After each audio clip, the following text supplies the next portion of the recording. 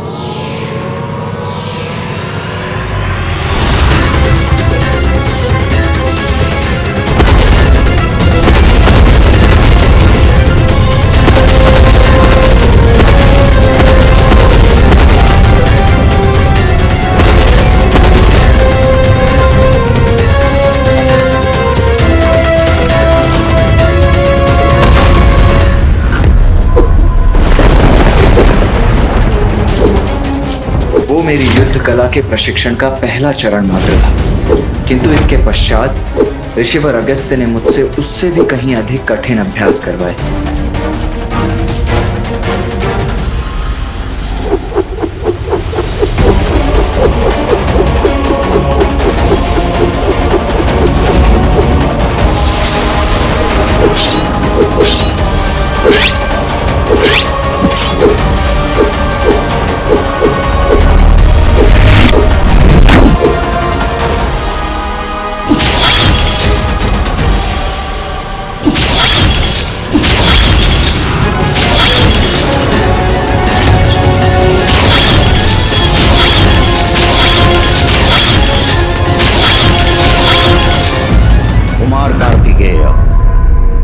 मैंने आपको अपने शिष्य के रूप में स्वीकार कर आपको संपूर्ण युद्ध कौशल की विद्या प्रदान की है। अब आप पूर्ण रूप से प्रशिक्षित हो चुके हैं, अतः आप यहां से प्रस्थान करने के लिए मुक्त हैं। इतनी शीघ्र?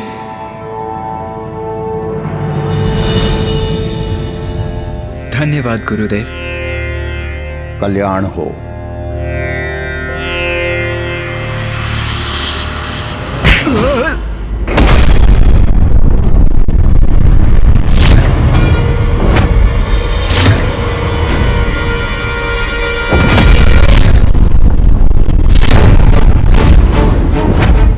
क्या हुआ गुरुदेव? आपने ही तो कहा था कि मैं प्रस्थान कर सकता हूं। गुरुदेव ने ऐसा क्यों किया? मैं समझा नहीं, किंतु उनके आदेश का पालन करना मेरा कर्तव्य है।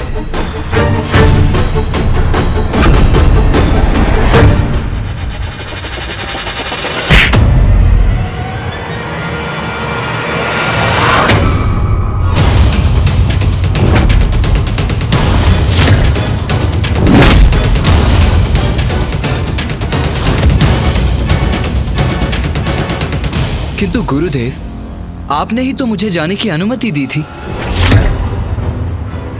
भैया, ये कैसी परीक्षा थी ऋषि अगस्त्य की? मैं तुम्हें जाने दूंगा, किंतु इस अंतिम परीक्षा के बाद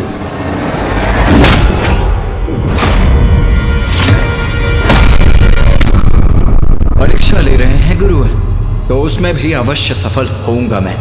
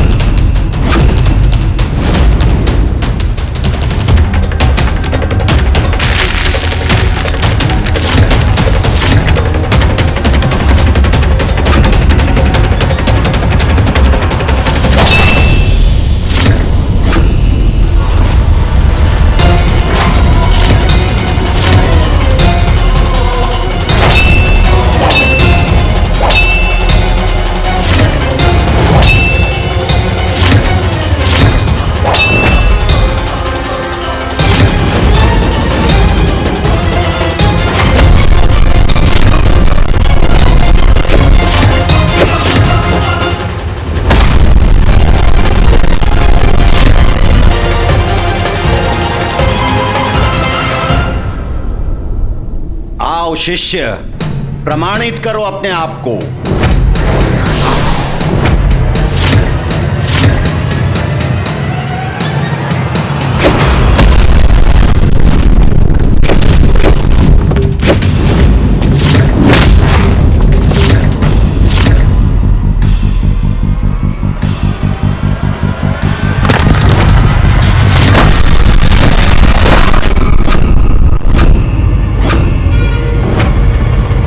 ये भूमि के मध्य सिंहासन कहां से प्रस्तुत हुआ?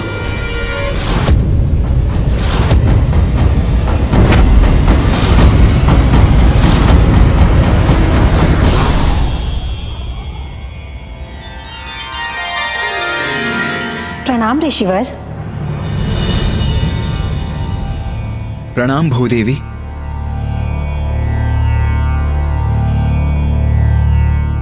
ऋषिवर, मैं गुरु और शिष्य के मध्य हस्तक्षेप नहीं करना चाहती थी, किंतु आपको इस प्रकार गिरते हुए भी नहीं देख सकी, इसलिए मैंने आपके लिए सिंहासन प्रस्तुत किया।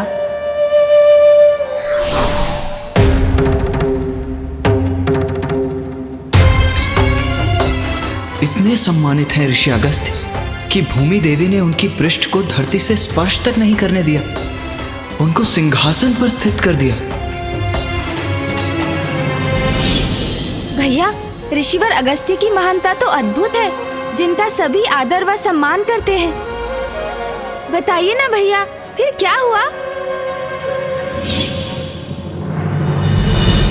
कुमार कार्तिकेय, अब आपको सिखाने के लिए मेरे पास कुछ भी शेष नहीं है। अब आप संपूर्ण योद्धा बन चुके हैं। धन्यवाद ऋषिवर, ये तो आपकी ही कृपा है। आपसे शिक्षा पाकर मैं धन्य हुआ। आप मेरे श्रेष्ठ शिष्य हैं कुमार कार्तिकेय। आप सदा मेरे सम्मान का कारण बनेंगे। कल्याण हो। ऋषि अगस्त्य की कृपा से ही मैं इतना महान योद्धा बना गणेश। उनकी महानता का वर्णन शब्दों से नहीं किया जा सकता अनुज। हाँ भैया, उचित कहा आपने।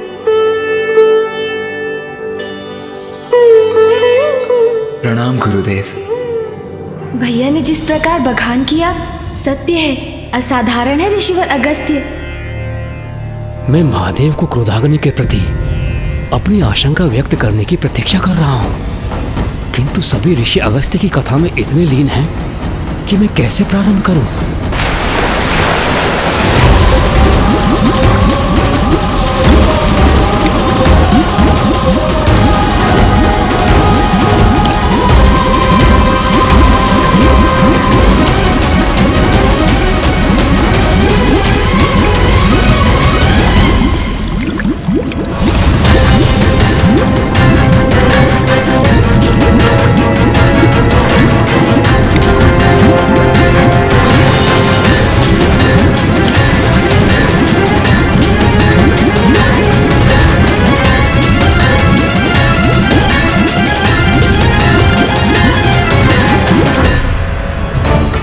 अज्ञात संकट हमारी प्रतीक्षा कर रहा है, हमें ज्ञात भी नहीं।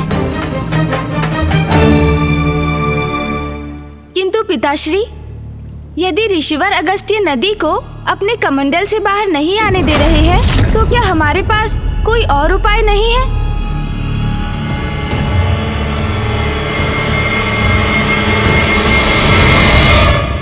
नहीं गणेश, अकाल का कारण है समस्त जलधाराओं का सूखना, सप्त सिंधुओं का जल से रिक्त होना। किंतु सप्त सिंधु कैसे सूख गए पिताश्री?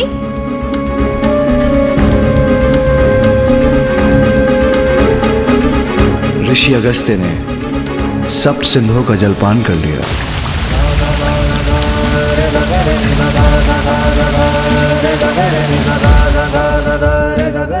ऋषिवर अगस्त्य ने सप्त सिंधुओं के जल का पान कर लिया, किंतु कैसे?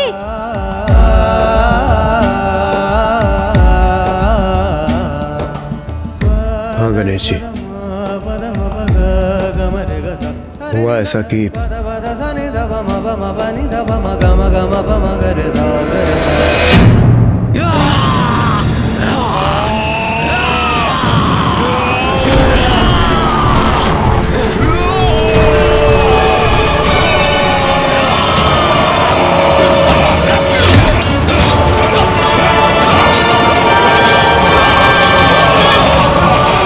और इस प्रकार देव और दानवों के मध्य देवासुर संग्राम छिड़ गए और असुर हम पर घातक प्रहार करने लगे। एक लंबी अवधि तक ये संग्राम चला।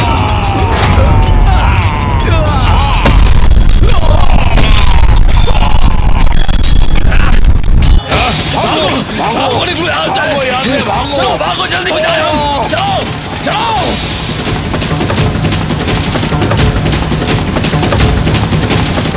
पीछा करो, नष्ट कर दो इन असुरों को। भागो, कूदो समुद्र में। और अंततः जब हम असुरों पर भारी पड़ने लगे तो सभी असुर समुद्र के भीतर कंदराओं में जाकर छिपने लगे।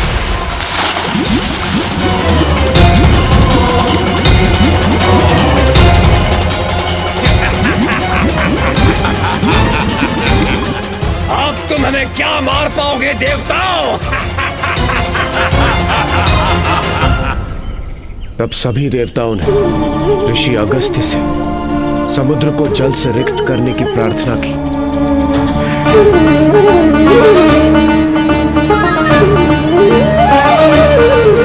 उचित है, मेरे संध्या वंदन का समय हो चुका है, मुझे उपासना करने दीजिए। उन्होंने हमारी प्रार्थना स्वीकार की और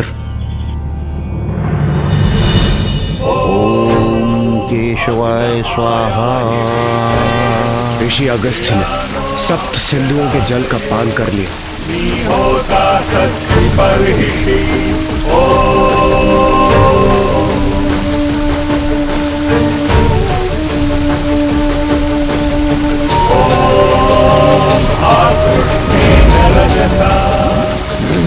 ये क्या? जल का स्तर कैसे कम हो रहा है? हाँ?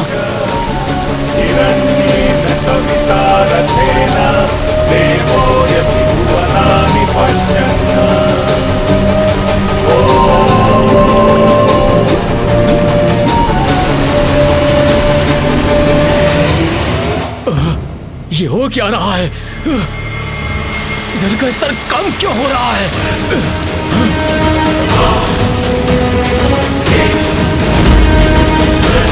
अरे सागर का जल कहां जा रहा है? ये क्या हो रहा है? इस प्रकार जलहीन हो गया सागर तो हमारा विनाश संभव हो जाएगा। हम क्या करें अब?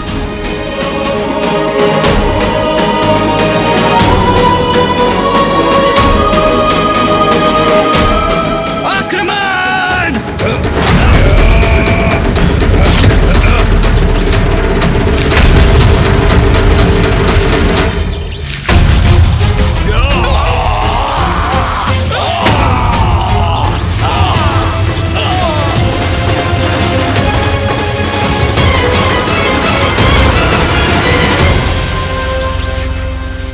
हमारे अस्त्रों की उष्णता से समुद्र के बाहर की भूमि, नदियां, जलाशय सभी सूख रहे थे।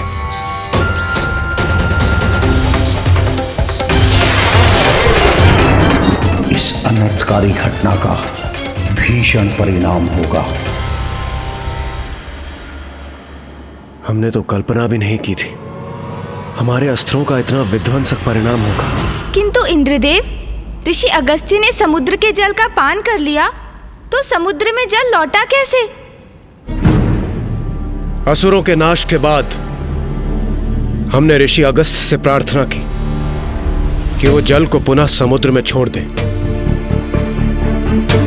किंतु उस जल का उनके उदर में पाचन हो चुका था।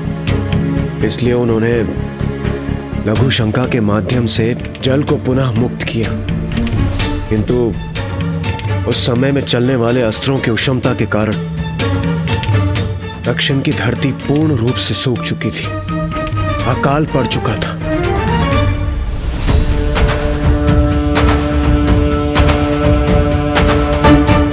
और उस अकाल से मुक्ति पाने की चिंता में ऋषि अगस्त्य पूर्ण रूप से डूब चुके थे।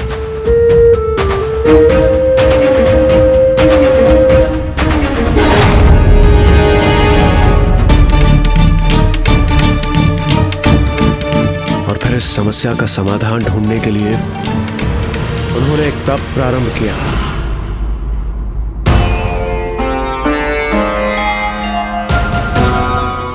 नारायण, ब्रह्मदेव, महादेव, आप शीघ्र यहां जल भेजिए। जब तक दक्षिण का यह काल समाप्त नहीं हो जाता, मैं जल की एक बूंद का भी सेवन नहीं करूंगा।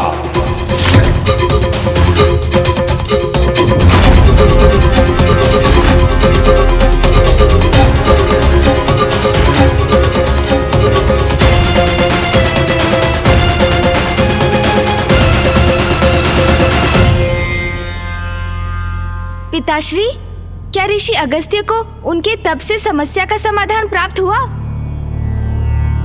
क्या उनके तप से नदी रूपी जल धारा उत्पन्न हुई? पुत्र, ऋषि अगस्त्य को जब तप करते हुए अनेक वर्ष बीत गए, तब एक दिवस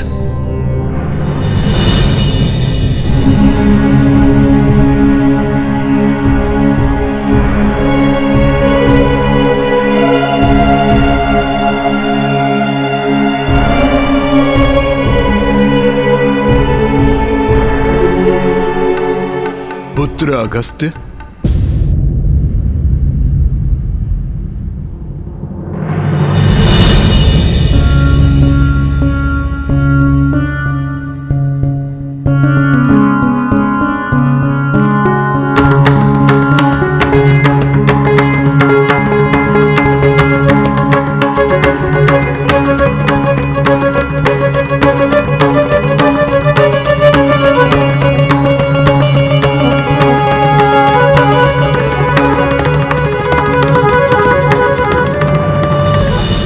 सभी दिव्य आत्माओं को मेरा प्रणाम। किंतु मैं आपको नहीं पहचानता। कृपया अपना परिचय देने की कृपा करें। कौन हैं आप? हम तुम्हारे पूर्वज हैं अगस्त्य, और पितृलोक से आए हैं। ऋषि अगस्त्य के पूर्वज उनके पास एक अनुरोध लेकर आए। पुत्र, हम सभी का स्वर्गलोक में प्रवेश निषेध हो गया है। ये कैसे संभव है? आप सभी ने अपने समस्त जीवन सत्कर्म किए, धर्मनिष्ठ और पवित्र जीवन यापन किया। उसके पश्चात भी स्वर्गलोक में प्रवेश की अनुमति कैसे नहीं है आपको? उसके पीछे हमारे नहीं, तुम्हारे कर्म हैं। मेरे कर्म? किंतु पिताश्री, ऋषि अगस्त्य ने ऐसे कौन से कर्म किए थे? आपने तो मुझे बताया था कि वो धर्मपरायणता में श्रेष्ठ थे। फिर उन्होंने ऐसा क्या दुष्कर्म किया जिसके कारण उनके पूर्वजों को कष्ट सहना पड़ रहा था?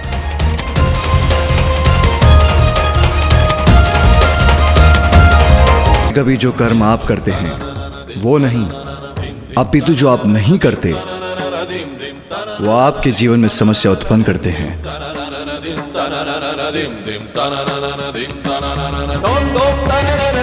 ऐसा कौन सा कर्म हो सकता है कि जिसके ना करने का इतना बड़ा दंड हो? पुत्र, तुमने विवाह कर गृहस्थ आश्रम में प्रवेश नहीं किया, अर्थात तुम्हारे साथ हमारे वंश का भी अंत होगा और हमारे लिए पितृ धर्म निभाने वाला कोई शेष नहीं बचेगा। किंतु मैं सदैव जन कल्याण में व्यस्त रहता हूं। मैं विवाह के बंधन में बंधना नहीं चाहता। पुत्र, जिन माता पिता ने तुम्हारा पालन पोषण किया है, जीवन दिया है, उनका ऋण तो तुम्हें चुकाना ही पड़ेगा। पितृ ऋण से मुक्त होना तो तुम्हारा कर्तव्य है पुत्र। पितृ ऋण? माता पिता का ऋण? जीवन देने का ऋण भला कोई कैसे चुका सकता है? विधि विधान से विवाह कर संतान उत्पन्न करने से और उनके पालन पोषण करने से ही यह संभव है। और यदि कोई पुत्र ऐसा न करे तो उसके पूर्वजों को स्वर्ग में प्रवेश नहीं प्राप्त होने का दंड मिलेगा। अगस्त्य, तुम्हें विवाह करना ही होगा। उसी से तुम्हारे पूर्वजों को सद्गति अर्थात स्वर्ग प्राप्त होगा। वैसे भी कोई यज्ञ, कोई व्रत तब तक पूर्ण नहीं हो सकता जब तक यज्ञकर्ता की वामांगी पत्नी उसकी भागी ना बने। इसलिए विवाह करने पर ही तुम अपनी तपस्या सार्थक कर सकोगे।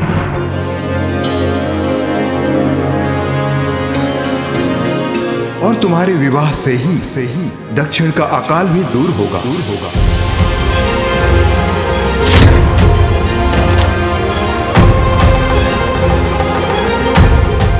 ये आप क्या कह रहे हैं पितृपितामह? मेरे विवाह से दक्षिण का अकाल कैसे दूर हो सकता है? वो भी ज्ञात हो जाएगा, किंतु सर्वप्रथम तुम्हें राजा कवेर के पास जाकर विवाह हेतु उनकी पुत्री लोपामुद्रा का हाथ मांगना होगा। अर्थात विवाह करना ही होगा मुझे। अपने पूर्वजों के आदेश अनुसार ऋषि अगस्त्य ने विवाह करना स्वीकार कर लिया। वो विदर्भ नरेश राजा कवेर के पास उनकी पुत्री से अपने विवाह का प्रस्ताव लेकर गए, किंतु ये ऋषिवर के लिए इतना सरल नहीं था, क्योंकि अति सुंदरी देवी लोपामुद्रा अपने धर्म आचरण के लिए भी प्रसिद्ध थी और उनके पिता उनसे अत्यधिक स्नेह करते थे।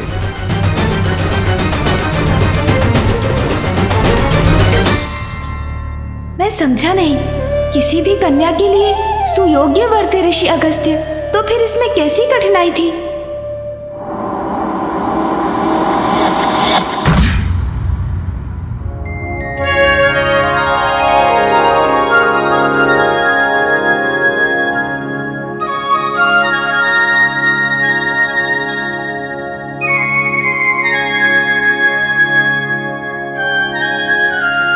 नाथ, भोजन प्रारंभ कीजिए, अन्यथा ये शीतल होकर अपना स्वाद खो देगा। महारानी, आप भली भांति जानती हैं, जब हमारी प्रिय पुत्री अपने हाथों से हमें भोजन कराती है, हम तभी भोजन करते हैं। कहाँ है हमारी पुत्री लोपामुद्रा? मैं यहाँ हूँ पिताश्री।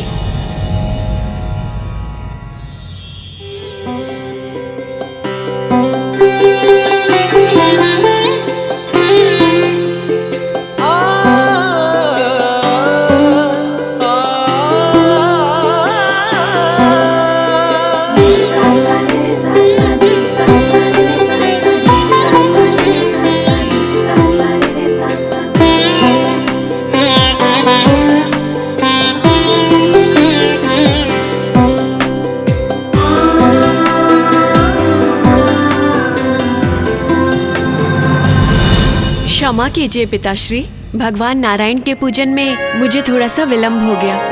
ये लीजिए, प्रसाद लीजिए। आओ विराजो पुत्री। पुत्री लोपामुद्रा, तुम मेरे जीवन में आशीर्वाद बनकर आई हो।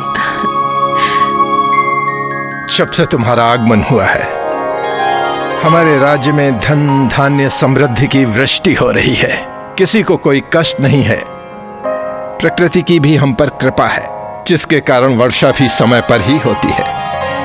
पुत्री, तुम मेरे हृदय के आनंद का कारण हो।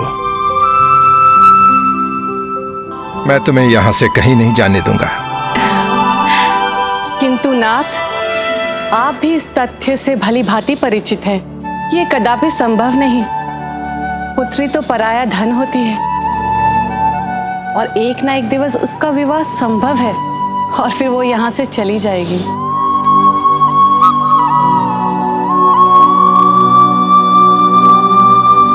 प्रणाम महाराज, आपसे भेंट करने ऋषि अगस्त्य पधारे हैं।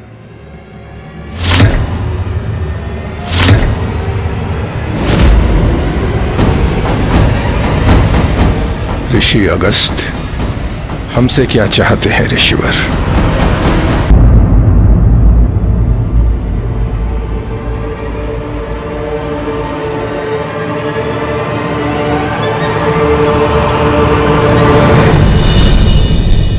ऋषिवर, आपका यहां स्वागत है। ऋषिवर, आपके यहां आगमन का कोई कारण अवश्य होगा। कहिए, आपकी ऐसी कौन सी इच्छा है जो मैं पूर्ण कर सकता हूं?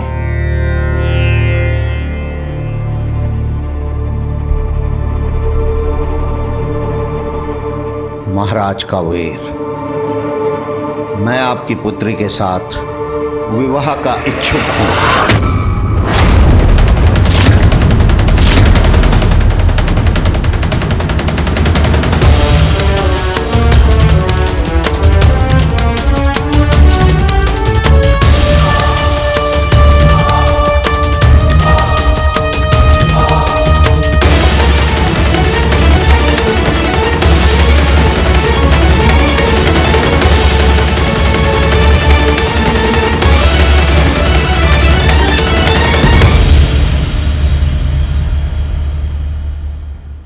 क्या विचार कर रहे हैं राजन? मैं आपके उत्तर की प्रतीक्षा कर रहा हूं। कहिए, आपको मेरा प्रस्ताव स्वीकार है?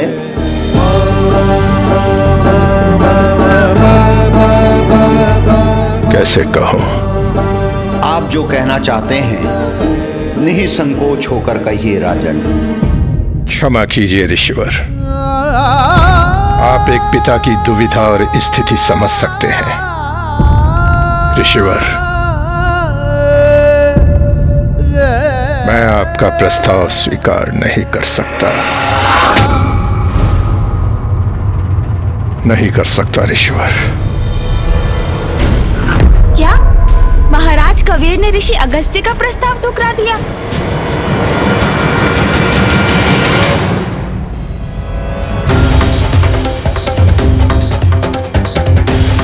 किंतु क्यों पिताश्री?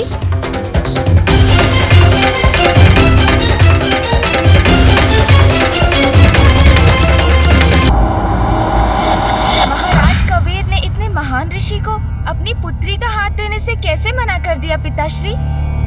उचित है गणेश, राजन के समक्ष अत्यंत महान और शक्तिशाली ऋषि अगस्त्य, किंतु कबीर भी अपनी दृष्टि से अनुचित नहीं कर रहे थे। कोई अपने प्राणों से भी अधिक प्रिय पुत्री को एक निर्धन ऋषि को कैसे दे सकता है?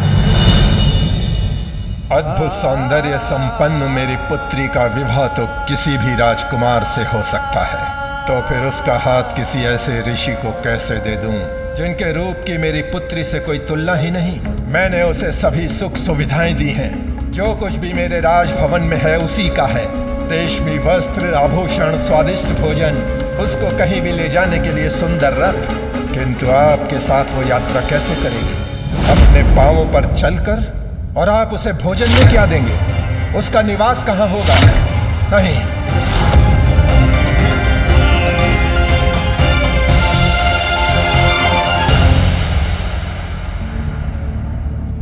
ऋषिवर, मेरी पुत्री कोई साधारण राजकुमारी नहीं है।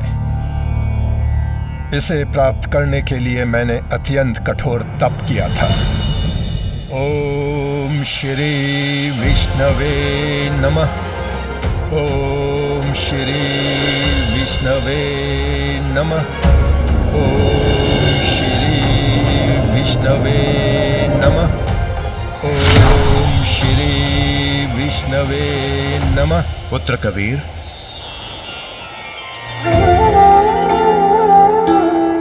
प्रभु, मेरे प्रभु, अपने भक्त की गुहार सुनकर आप आ ही गए प्रभु। हाँ पुत्र, अद्भुत है तुम्हारी भक्ति। कहो, क्या इच्छा है तुम्हारी? प्रभु नारायण, इस संसार में जो कुछ भी कोई मांग सकता है, आपने बिना मांगे ही हमें सब कुछ दे दिया है। प्रभु, इतनी कृपा और कर दीजिए, मुझे संतान देकर पिता बनने का सुख भी दे दीजिए प्रभु। तथास्तु, तथास्तु, तथास्तु।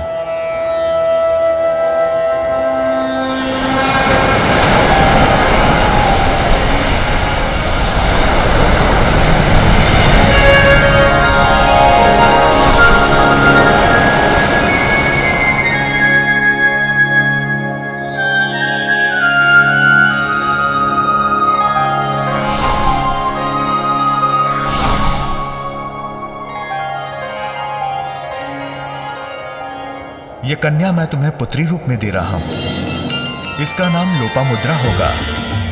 ये तुम्हारे राज्य में संपन्नता का कारण बनेगी। प्रभु, आपकी इस कृपा के लिए आपका कोटि कोटि धन्यवाद। पुत्री,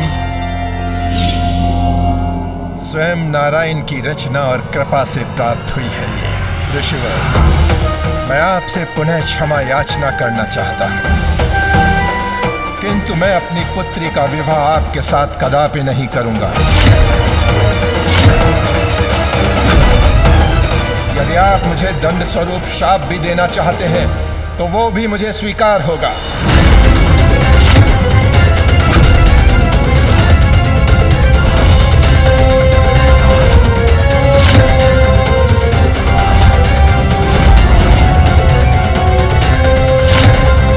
कहीं क्रोधवश ऋषिवर पिताश्री को शाप न दे दे। महाराज कवेर, मैं आपकी दुविधा समझता हूँ। कहा नारायण की भेंट आपकी सुकुमारी पुत्री और कहा मैं, किंतु आपको अर्ध सत्य ही ज्ञात है।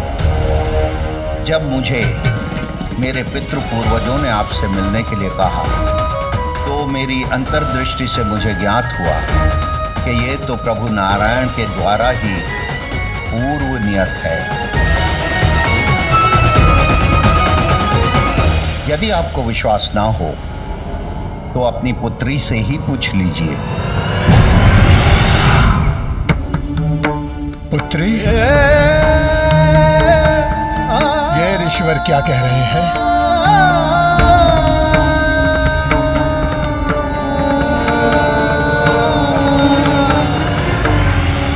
हाँ पिताश्री, एक दिवस जब मैं वंदना कर रही थी तब प्रभु श्री हरि नारायण ने मुझे दर्शन दिए थे और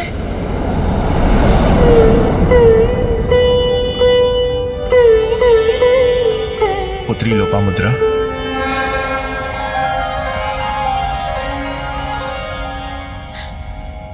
प्रभु, प्रणाम प्रभु। कल्याण हो पुत्री लोपामुद्रा।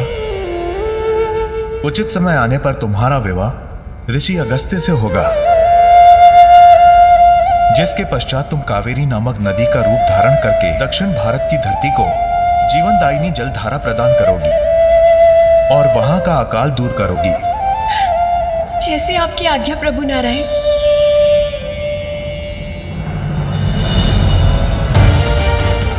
प्रभु आज्ञा है ये, किंतु फिर भी मेरा हृदय इसकी स्वीकृति नहीं दे रहा है। आप सभी संशय त्याग दीजिए पिताश्री।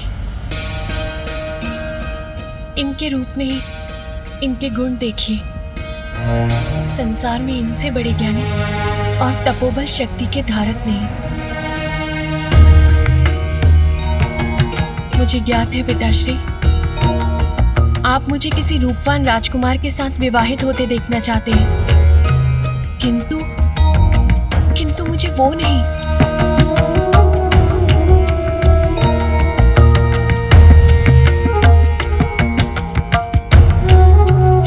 ऋषि अगस्त्य मुझे पति के रूप में स्वीकार हैं और आप भी इनका प्रस्ताव स्वीकार कर लीजिए। पिताश्री, ऋषि अगस्त्य का उद्देश्य तो ब्रह्म ज्ञान प्राप्त करना है, इसीलिए सभी सुख सुविधाओं से स्वयं को वंचित रखते हैं। आप मेरा विवाह इंद्र जैसे योग्य देव से होते देखना चाहते हैं ना? किंतु पिताश्री, ये इतने महान हैं कि स्वयं इंद्रदेव इनसे सहायता मांगने आते हैं। त्रिमूर्ति भी निर्भर रहती है इन पर। ये जो चाहे क्षण भर में प्रस्तुत कर सकते हैं। ये तो मेरा सौभाग्य है कि मैं इनकी पत्नी बनूंगी।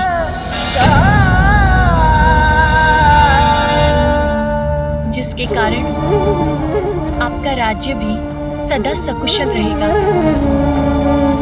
ये इन्हीं के तप का प्रभाव है कि हम सभी सुरक्षित हैं और सभी सुख सुविधाएं अर्जित कर पाए हैं। ये सभी तो ऋषिवर की दी हुई हमें भिक्षा मात्र है। उचित कह रही हो पुत्री।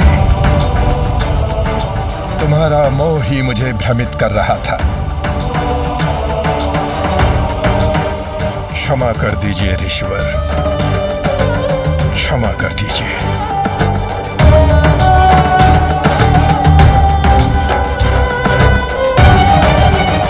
तुम्हारा सौभाग्य ही मेरी इच्छा है पुत्री। मेरी चिंता मत कीजिए पिताश्री, ऋषिवर के साथ मैं सदा प्रसन्न रहूंगी। तो क्या माता लोपामुद्रा और ऋषि अगस्त्य का विवाह हुआ?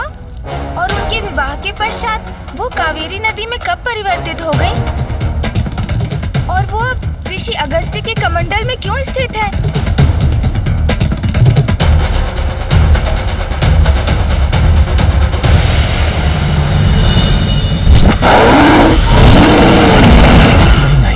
मुझे महादेव अथवा इंद्रदेव को इस विषय में बताना ही होगा।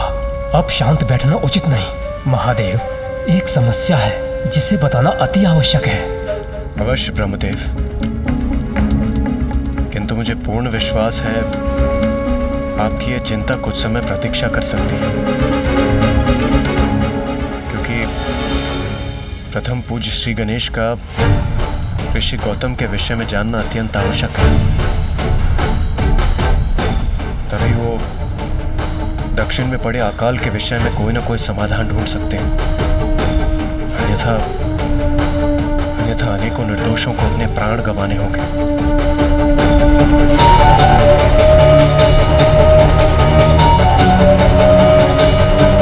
इंद्रदेव उचित कह रहे हैं, किंतु मैं इस अनिष्टकारी आभास को भी नकार नहीं सकता कि सागर के जल के भीतर जहाँ महादेव की क्रोधाग्नि का प्रभाव हुआ, वह अवश्य कुछ अत्यंत विकराल और भयंकर जन्म लेकर पनप रहा है। संसार की रक्षा के लिए यह जानना अति आवश्यक है कि सागर की अतल गहराई में कैसे और किस संकट का जन्म हुआ है।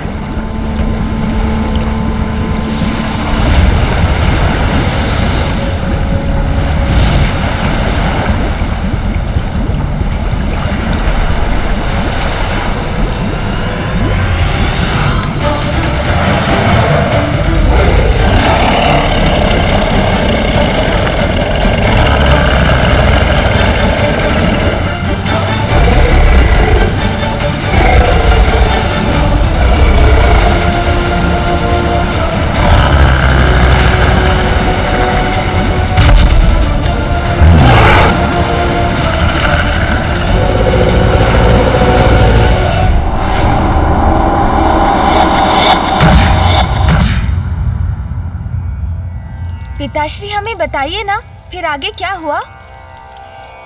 फिर ऋषि अगस्त्य के साथ देवी लोपामुद्रा का विवाह संपन्न हुआ और वो अपने पति के साथ एक नवीन जीवन प्रारंभ करने के लिए तैयार हो गई।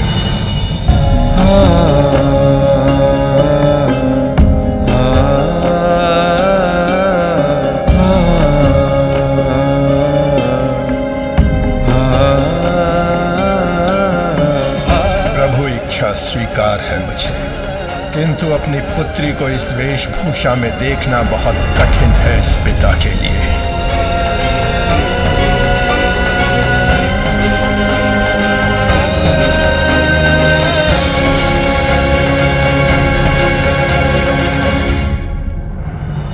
पिताश्री, मैं अपना ये जीवन सहर्ष स्वीकार कर चुकी हूँ। मुझे आशीर्वाद दीजिए।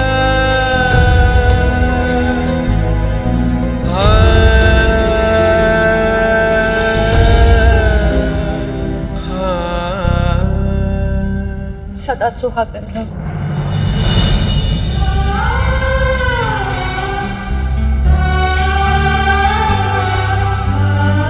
अब हमें प्रस्थान करना चाहिए स्वामी।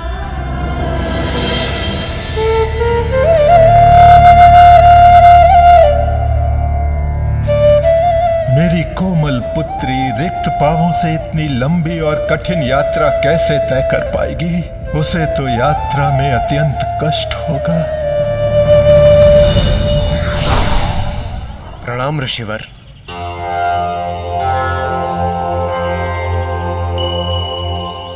ऋषिवर, आप अपने पैरों को क्यों कष्ट दे रहे हैं? आपकी सेवा में मेरा वाहन ऐरावत प्रस्तुत है। आप ऐरावत को ले जाइए। ऐरावत!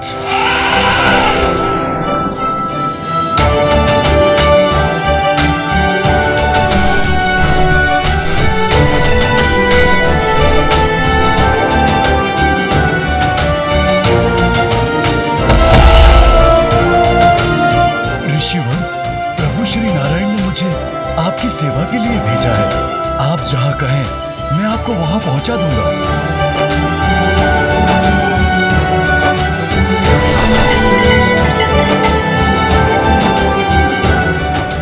प्रणाम ऋषिवर। मां लोपामुद्रा, आप मुझे अपनी सेवा का एक अवसर दीजिए। इन ऋषिवर के पास यात्रा की स्वयं की कोई व्यवस्था नहीं, तथापि सभी देव अपने अपने वाहन इनके पास भेज रहे हैं। ये ऋषिवर की महानता ही है। मेरी पुत्री के लिए ऋषि अगस्त्य से सर्वोत्तम वर और कोई हो ही नहीं। को अनेकों धन्यवाद, किंतु हम अपने पैरों पर चलकर ही जाएंगे।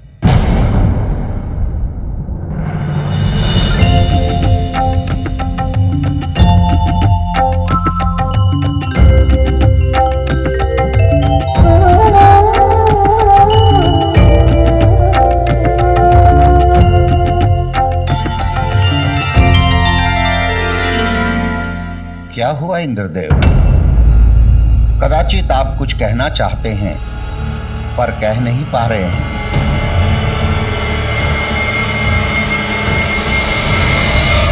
माता, ऋषिवर मुझे क्षमा कीजिए। आपका विवाह अभी अभी संपन्न हुआ है, इसलिए मैं अपनी चिंता और व्यथा आपके समक्ष कहने से हिचकिचा रहा हूं। किंतु ऋषिवर, ये अत्यंत आवश्यक है। विंध्याचल पर्वत का दंभ दिन ब दिन बढ़ता जा रहा है और ये हमारे लिए बहुत बड़े कष्ट का कारण बन रहा है।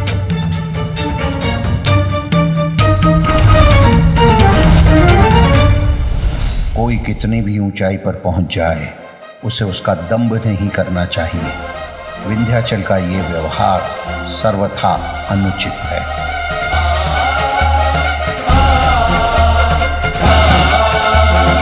स्वामी अवश्य ही इस समस्या का कोई निवारण करेंगे। सब मंगल होगा। ऋषिवर तो बिना कुछ कहे ही चले गए। मैं ऐसा क्या करूं जिससे इस समस्या का समाधान निकल सके?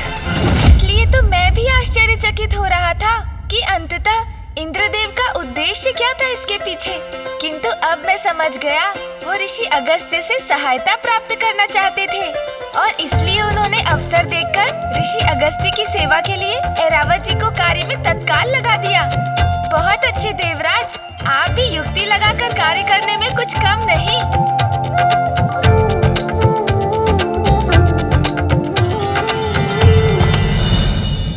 मुझे कुछ कहने का अवसर ही नहीं मिल रहा है। अपनी चिंता महादेव तक कैसे पहुंचाऊं मैं? सागर के गर्भ में जो भी संकट छिपा है, हमें उसे बढ़ने नहीं देना चाहिए।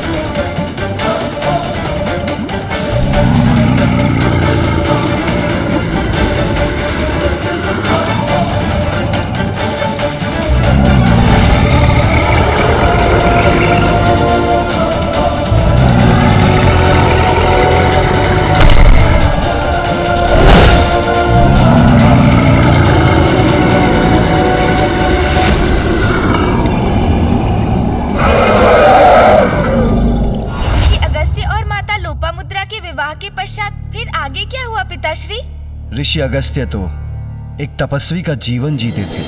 अंबर के नीचे कहीं भी उनकी शैया बन जाती, घने वन उनके पथ बनते, कंद मूल फल आदि उनका भोजन। किंतु देवी लोपामुद्रा ने भी अपने पति का साथ निष्ठा से निभाया। उनके पग से पग मिलाकर चली, राजभवन की सभी सुख सुविधाओं से मुख मोड़कर अपने पति के अनुसार जीवन जीने लगी। कभी ऋषिवर से ये तक न पूछा कि वो उन्हें कहाँ ले जा रहे हैं। किंतु चलते चलते एक दिवस ऋषिवर और उनकी पत्नी भारतवर्ष के पश्चिम की सीमा के निकट पहुंच गए। इंद्रदेव ने तो उन्हें पूर्व में ही सूचित किया था कि विंध्याचल पर्वत के कारण वहाँ समस्या उत्पन्न हो उठी है, किंतु ऋषिवर को यह भी ज्ञात नहीं था कि वो समस्या इतनी विकट हो जाएगी। ऐसी क्या समस्या उत्पन्न हो गई थी पिताश्री?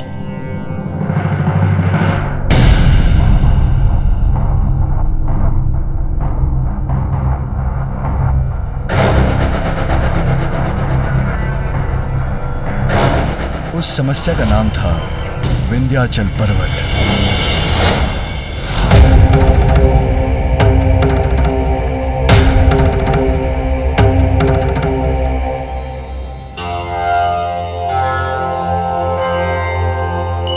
मुझे वहां आगे एक गांव दिखाई दे रहा है। मुझे पकड़ो, मुझे पकड़ो। हम कुछ समय वहां विश्राम के पश्चात आगे बढ़ सकते हैं। जो आज्ञा स्वामी।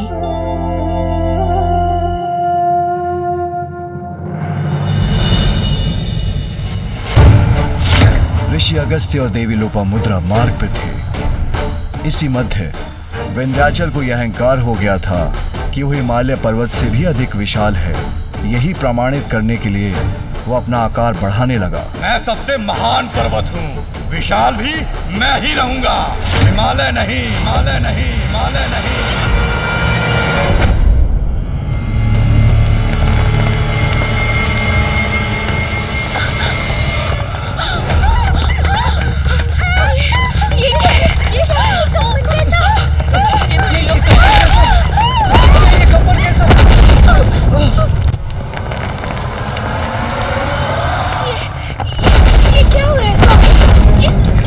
भूकंप का कारण क्या है?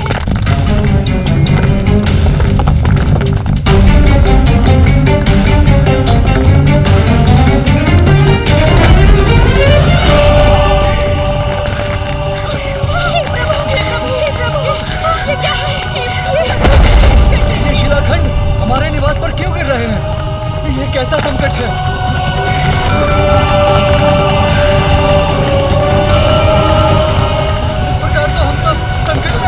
हम अपने परिवार की रक्षा कैसे करेंगे? विंध्याचल पर्वत को बढ़ने से कैसे रोकेंगे हम? पिताश्री, हमारी रक्षा कीजिए।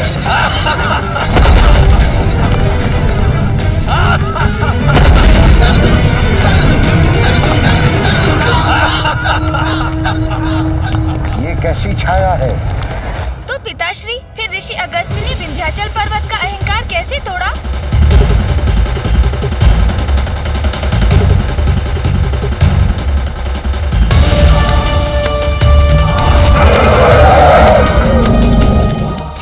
और विलंब किया तो जिस संकट का जन्म समुद्र के भीतर हो रहा वो बाद में और विकराल हो जाएगा और उसका सामना फिर महादेव को ही करना होगा।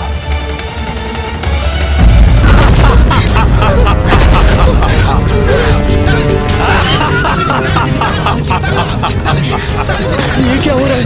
विंध्याचल पर्वत तो बढ़ता ही जा रहा है। हिमालय से भी महान, पर्वतों में महानतम विंध्याचल पर्वत हूँ मैं। सूर्य की किरणें भी मुझे पार नहीं कर सकती। मुझे विंध्याचल पर्वत को नियंत्रण में लाना ही होगा। विंध्याचल पर्वत ने अपना आकार इतना बढ़ा लिया कि उन्होंने सूर्यदेव की किरणों को भी बाधित कर दिया। हाँ गणेश। तब ऋषि अगस्त्य ने फिर क्या किया पिताश्री?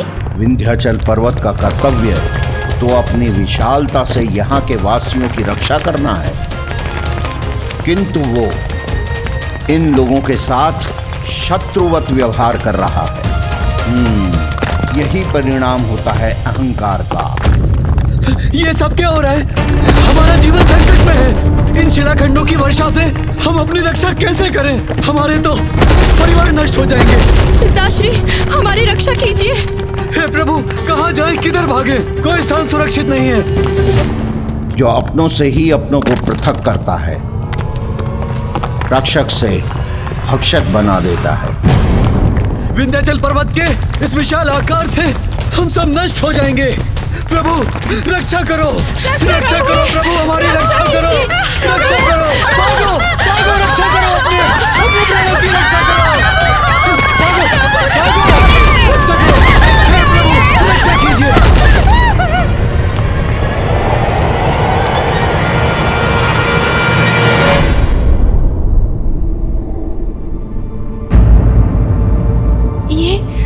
ये शीत तो असहनीय है।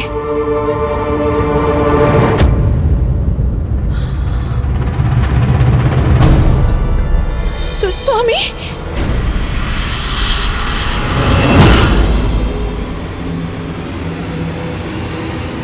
शीत का प्रचंड प्रकोप हो रहा है यहाँ। विंध्याचल पर्वत ने सूर्य की किरणों के साथ उनकी उष्णता को भी यहाँ आने से रोक दिया है।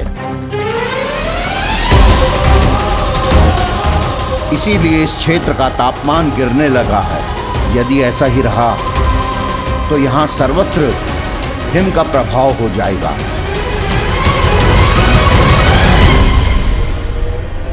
किंतु मैं ऐसा कदापि होने नहीं दूंगा। किंतु मैं ऐसा कदापि होने नहीं किंतु मैं ऐसा कदापि होने नहीं दूंगा। विंध्याचल, विंध्याचल, विंध्याचल। पर्वतों में अतुलनीय महानतम पर्वत हूं मैं। मेरा नाम पुकारने का दुस्साहस किसने किया? ये सूक्ष्म बिंदु के समान खड़ा होकर कौन पुकार रहा है मुझे? मैंने पुकारा।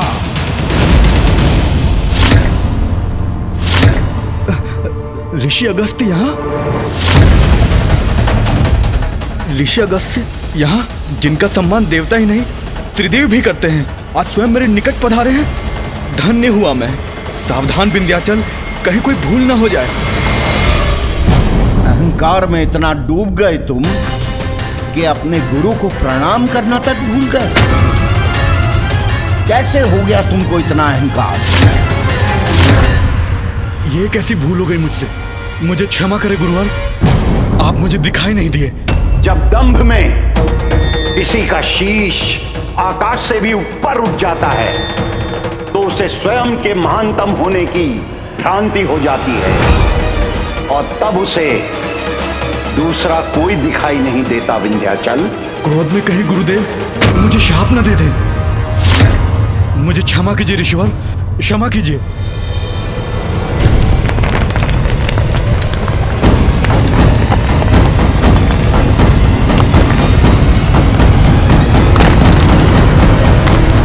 विंध्याचल का अहंकार नियंत्रण में तो आया।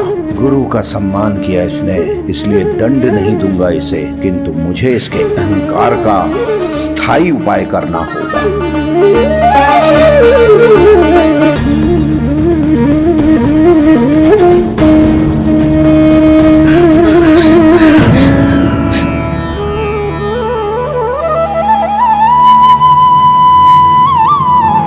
सूर्यदेव की किरणें पुनः यहाँ पहुंच रही हैं और शीत का प्रभाव भी मिट रहा है। विंध्याचल पर्वत भी झुक गया है। हम सब सुरक्षित हैं।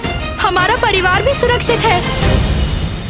पिताश्री, ऋषि अगस्त्य ने विंध्याचल पर्वत को झुका तो दिया, किंतु उनके वहाँ से हटने पर पुनः पर्वत का अहंकार जागृत ना हो उठे, ये सुनिश्चित करने का क्या उपाय था? तुम्हारे इस प्रश्न का उत्तर तो ऋषि अगस्त्य ढूंढ चुके थे पुत्र। उपाय ढूंढ चुके थे, किंतु क्या उपाय किया होगा ऋषिवर ने? प्रणाम ऋषिवर, मुझे क्षमा करें, मुझसे बहुत बड़ी भूल हो गई। भूल को विनम्रता से स्वीकार करने वाला ही महान होता है। मैं दक्षिण की यात्रा में हूँ। जब तक मैं वहां से वापस न लौटूं, तुम्हें इसी अवस्था में यथावत रहना होगा। जो आज्ञा गुरुवर। अद्भुत! कितनी बुद्धिमानी से ऋषिवर अगस्त्य ने विंध्याचल पर्वत के बढ़ते दंभ को नियंत्रण में ले आए। हाँ पुत्र गणेश, उस दिवस के पश्चात ऋषि अगस्त्य भी देवी लोपामुद्रा के साथ दक्षिण में ही स्थित रहे, जिससे विंध्याचल पर्वत का शीश सदा प्रणाम मुद्रा में झुका रहे और पुनः संसार के लिए कोई संकट ना उत्पन्न कर सके। महादेव, ऋषि अगस्त्य ने विंध्याचल पर्वत को उचित सबक सिखाकर न केवल स्वयं का मार्ग प्रशस्त किया, वरन भविष्य के लिए उपज रहे एक संकट को भी दूर कर दिया। हमारे मार्ग में भी कोई बहुत बड़ी बाधा आने वाली है। ये मेरी दुश्चिंता है महादेव। मैं आपको वही बताने का प्रयास कर रहा हूँ।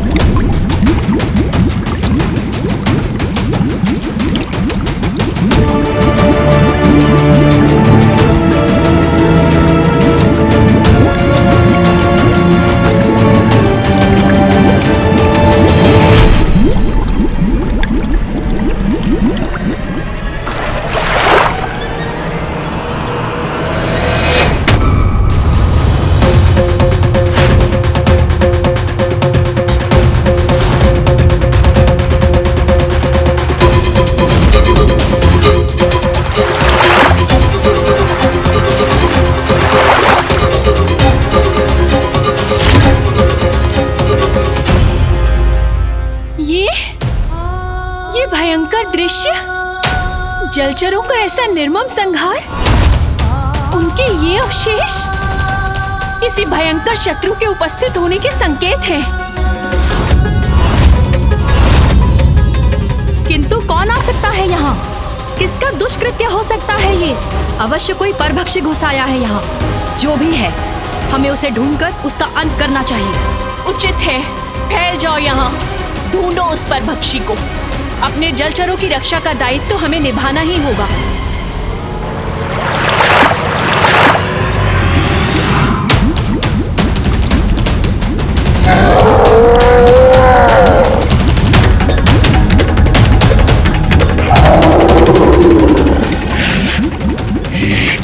ये चमकीला क्या है? ये देखना पड़ेगा उस चमकीले को।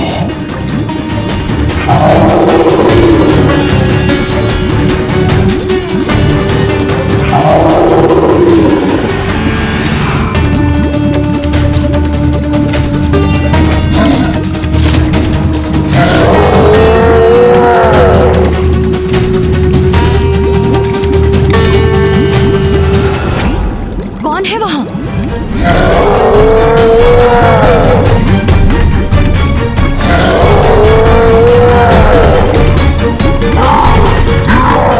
ये किसके नेत्र देख रहे हैं मुझे?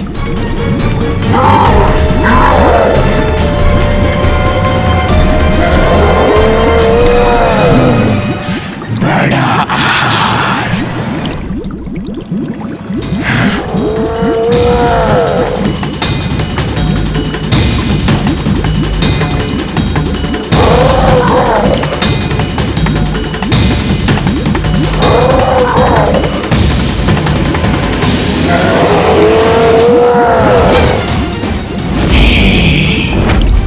भोजन, बड़ा आहार।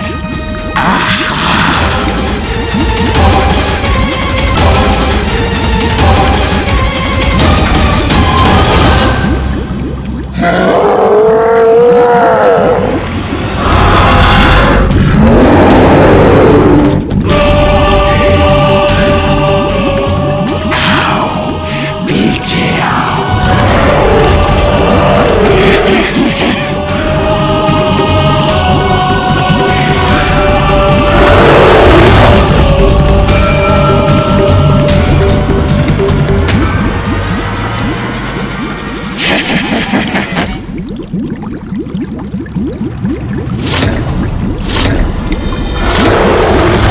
ये तो कोई विचित्र शिशु है। इसी दुष्ट ने हमारे सागर के शांत जल में मृत्यु का आतंक फैलाया है। वध कर दो इसका।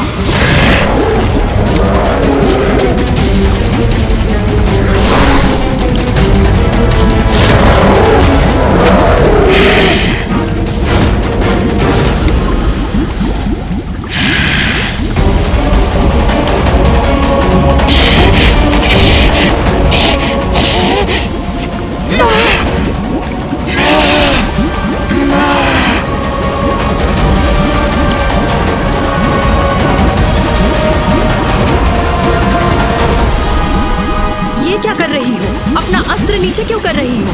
देखो ना इसे, निरीह है शिशु मात्र ही तो है। कदाचित इसके माता पिता ने इसका त्याग कर दिया और भूख लगी है इसे। कदाचित इसीलिए ऐसा क्रूर व्यवहार कर रहा है ये। किंतु इसमें इसका दोष नहीं। जल की नींद का आहार कर अपनी भूख ही तो मिटा रहा है। हम इसका वध नहीं कर सकते। नहीं, ये उचित नहीं। हमें नहीं ज्ञात ये कैसा जंतु है। नींद तो कदापि नहीं है। किसी प्रकार का जलचर भी नहीं है। सागर में इसका कोई स्थान नहीं, इसलिए इसे हमें नष्ट करना होगा। रुक जाओ, मेरे रहते कोई इसे हानि नहीं पहुंचा सकता।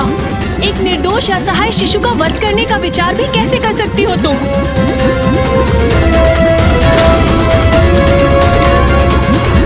आओ शिशु, मैं तुम्हारा ध्यान रखूंगी और आज से तुम्हारा नाम होगा जलंधर। जलंधर, जलंधर। उचित है, ध्यान तो तुम्हारा रखेगा ये जलंधर। अब तुम सुरक्षित हो, भयभीत मत हो।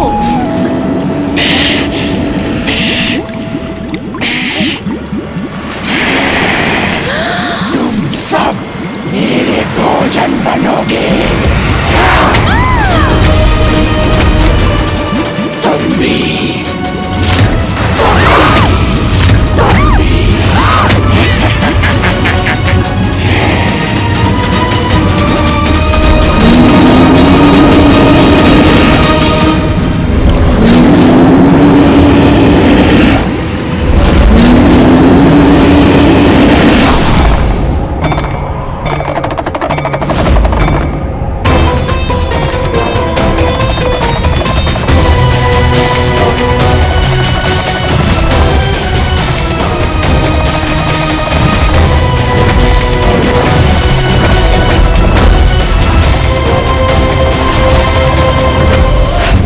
सागर के भीतर महादेव की क्रोधाग्नि से उत्पन्न एक महासंकट के होने का आभास मेरी चिंता बढ़ा रहा है। तो क्या पिताश्री, ऋषिवर अगस्त्य के दक्षिण पहुंचने पर माँ लोपामुद्रा नदी में परिवर्तित हुई? नहीं पुत्र गणेश, वो अवसर अभी नहीं आया था। अभी तो ऋषि अगस्त्य दक्षिण की ओर जा ही रहे थे और मार्ग में। क्या हुआ दक्षिण के मार्ग में पिताश्री?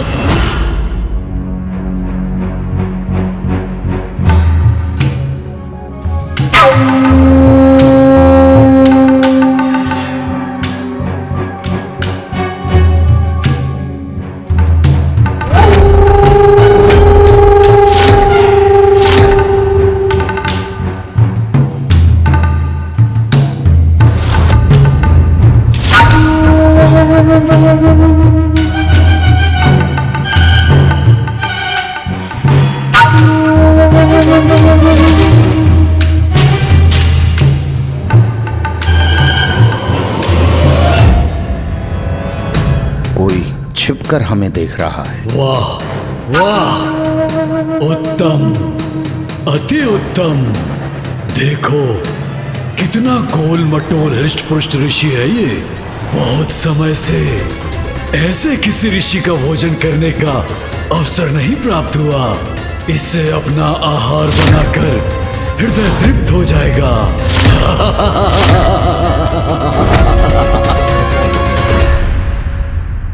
पिताश्री शीघ्र बताइए ना, मार्ग में ऋषि अगस्त्य और माता लोपामुद्रा के साथ क्या हुआ? उन्हें कौन अकस्मात मिल गए? वातापी।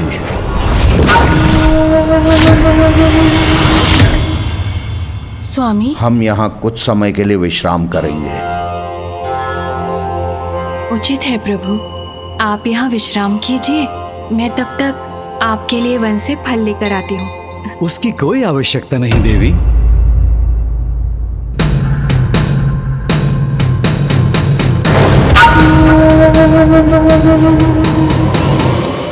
प्रणाम ऋषिवर, प्रणाम माता। मैं वातापी हूँ। यहाँ के असुर राजा मेरे भ्राता इल्लवल हैं। मैं अपनी ओर से अपने भवन में आपका स्वागत करता हूँ। आइए ऋषिवर, हमारे भवन में विश्राम कीजिए। असुर राजा इल्वल और उसका भाई वातापी दो क्रूर असुर भ्राता थे जो अपने अधिकार क्षेत्र में प्रवेश करने वाले ऋषियों और यात्रियों का वध करते थे। ऋषि अगस्त्य ने अपनी दिव्य दृष्टि से पल भर में वातापी का सत्य ज्ञात कर लिया था।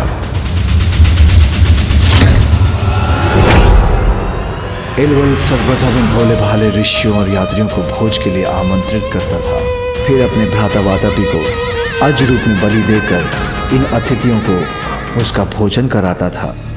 इल्वल को यह वरदान प्राप्त था कि वो किसी भी मृत जीवित का नाम पुकार कर उसे पुनर्जीवित कर सकता था। अपने अतिथियों को वातापी का भोजन कराकर इल्वल कहता था, वातापी जीवित होकर बाहर आ जाओ, और उसका भ्राता जीवित होकर अतिथियों का उदर चीर कर बाहर आ जाता।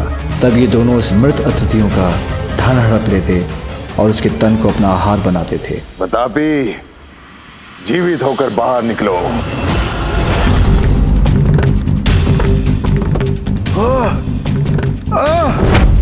ये क्या हो रहा है मेरे साथ?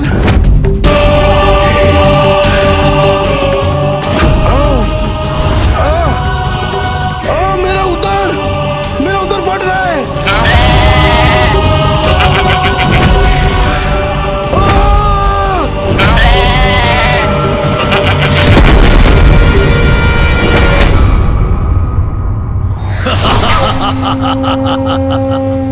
अब इसका धन भी हमारा होगा। और इसका तन हमारा आहार बनेगा।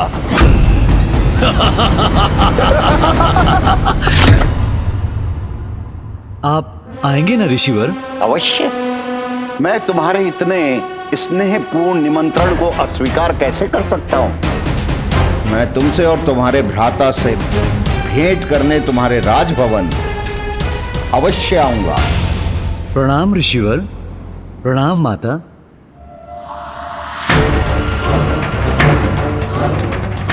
आओगे तो तुम अवश्य, किंतु बचकर जा नहीं सकोगे। तुम्हारे विकार का उपचार आवश्यक है।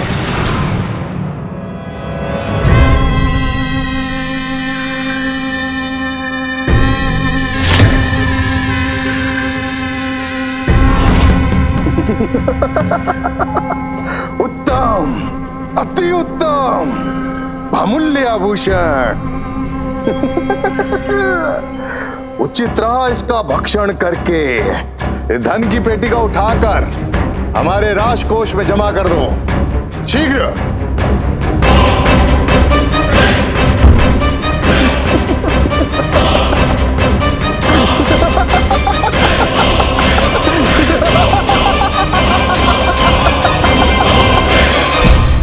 असुर राजा इल्वल और उनके भ्राता वातापी ऋषियों का संहार कर उनके शरीर की मज्जा को अपना आहार बनाते थे।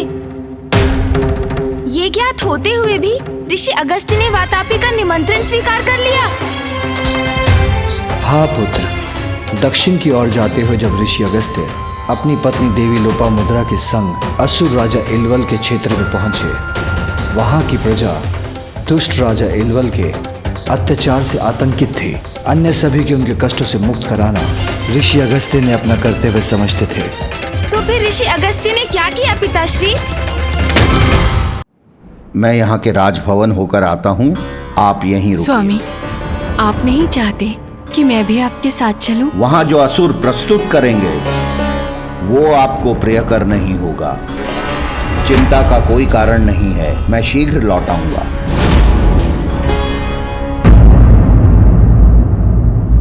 आनंद, अति आनंद आया। भ्राताश्री, आपकी प्रसन्नता का कारण मुझे समझ में नहीं आया भ्राता। भ्राता वातापी, सैकड़ों मुद्राएं, बहुमूल्य रत्न, बहुमूल्य आभूषण प्राप्त हुए उस व्यापारी का भक्षण करके, और तुम कहते हो कि प्रसन्नता का कोई कारण नहीं? किंतु हमारे भोजन योग्य नहीं था वो। इतना कृष्णकाय जैसे मात्र त्वचा और हड्डियों का ढांचा हो। मुझे तो किसी रसीले हृष्ट पुष्ट स्वादिष्ट ब्राह्मण का भोजन करना है, और ऐसा एक ब्राह्मण मुझे वन में मिल भी गया है, और वो इसी ओर आ रहा होगा।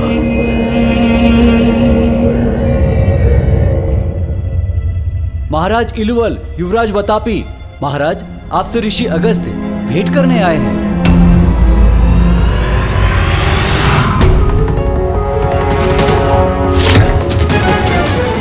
स्वागत है आपका ऋषिवर। जब तक आप यहाँ हैं आपको किसी प्रकार की कोई असुविधा नहीं होगी। हम संपूर्ण ध्यान रखने वाले हैं आपका। आशा करता हूँ मेरा ये आगमन आपके लिए भी उतना ही सुखद हो जितना मेरे लिए। सच्चे ज्ञानी तो वो होते हैं जो सामने वाले के व्यवहार से उसकी अच्छी और बुरी नीयत को समझ जाते हैं।